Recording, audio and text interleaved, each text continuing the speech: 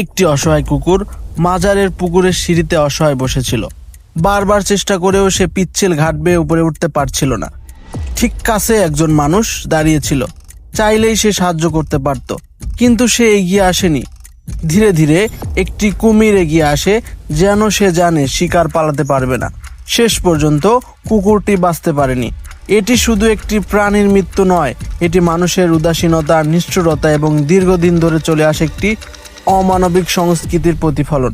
প্রশ্ন হচ্ছে, এখানে কি শুধু কুকুরটিই শিকার? না, কুমিরটিও শিকার।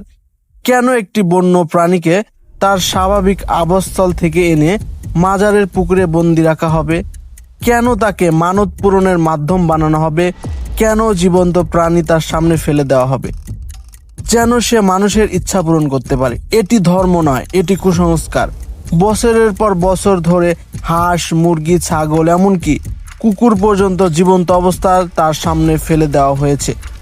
একটি প্রাণীকে বলি দেওয়া হচ্ছে, আরেকটি প্রাণীকে বন্দি রেখে অন্ধবিশ্বাসের যন্ত্র বানানো হচ্ছে। কুমিরের স্থান মুক্ত প্রকৃতিতে, মাজারের পুকুরে নয়। এভাবে চলতে থাকলে এমন ঘটনা বারবারই ঘটতে থাকবে।